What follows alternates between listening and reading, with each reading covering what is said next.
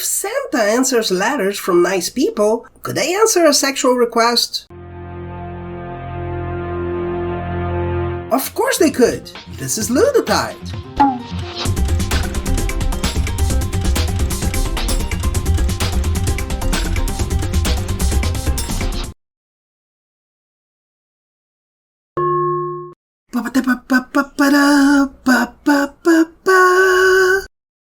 The Intruder Santa Claus starts with our main guy coming out of the bathroom and going to the living room to get his underwear, and boom, Intruder. Wait, it's a winter night, and we'll see later there's gonna be snow. He's coming from the bathroom to take his bottoms in the living room? The heating in that place must be wonderful if he's not shaking. Or he has no such problem to justify that he'll have his pen almost into her pantaloons. Not that he's gonna be shown feeling cold after there's a huge hole on his wall. How he ends up like this is not his fault. But then, he says she could be his gift. Which I'd highly doubt, since it's not like there's a note saying she'd be a gift. Oh, and also, she's not an Anna hole! And then he decides to accept the gift.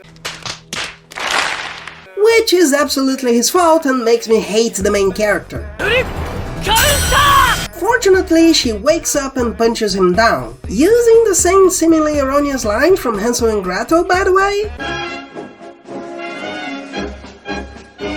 Here, at least, is a shorter story, and it's probably much more rushed. She asks herself what she'll do about her jet bike that's not working. He asks what she'll do about his window. Wait, it's just a window? It looked like the whole wall might come down. And when he asks who she is, she announces that she's Santa, and we have her posing for a title page. I honestly don't see the point of something like this, where the underwear is shown when it normally wouldn't be. The absolute territory is done, no questions, but there are many stories like this where people, almost always women, simply don't cover up. Usually the point is seeing something that isn't for everybody, so if people don't hide that, it shouldn't be a surprise. The story is quite simple. He says he'll try to fix the bike and still doesn't believe she's Santa.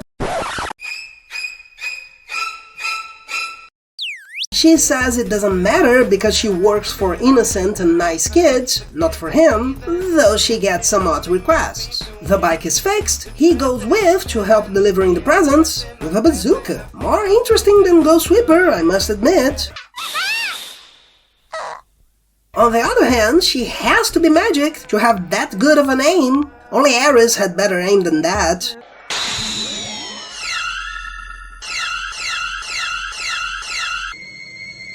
Finally, the bag's empty, she sees the odd request, he recognizes it as his, and she decides to kiss him. Not unlike the first encounter between the two, there's some pushing from his part. Thankfully, it's not as much as then. She kisses him, he says he'll cherish the gift, and she says the gift is just a kiss. By the way, between kiss and pushing...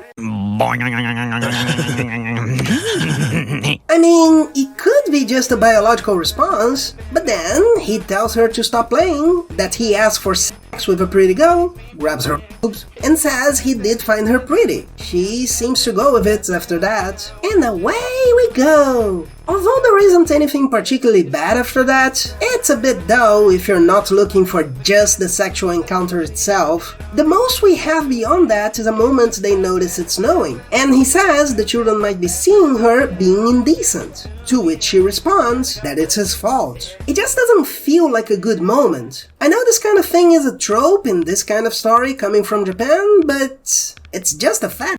It doesn't feel like there's a personal connection between the two. Finally, we finish with her bringing him back home, he sees his window is still destroyed, and his new request is for his house to be fixed. And now it looks like it's not just a window, even though before they only mentioned the window. The art itself is good, but since we have few moments of human connection, the sex between the two seems a bit transactional. Outside of the moment mentioned, the conversation between the two is totally and completely sexual. The most active she is saying she wants a gift too. Frankly, if I didn't know what follows, when the two are happy for having finished their job and she accepts he might have written her honestly, the kiss between the two could have been them starting to get closer. But nope, boner, straight to sex. And he's damn lucky. He might have fallen in the middle of all that. That, on top of him almost accepting his gift before it had been given, makes me not like this main character. I know this is common, especially as a way to show someone like that getting what he deserves, but he's going to be rewarded later, besides having basically done the same at that moment. So it feels more like he blackmailed Santa and got what he wanted. Of course, it's entirely possible she also wanted it at that point, or even could have pushed him down or something. There's even a moment in which she looks at him in the garage, which must be meant to say that she doesn't hate him. It's only, with nothing being said, we end up with only the negative. It could have been much better with a once-over, even if it still were an occasional sexual encounter.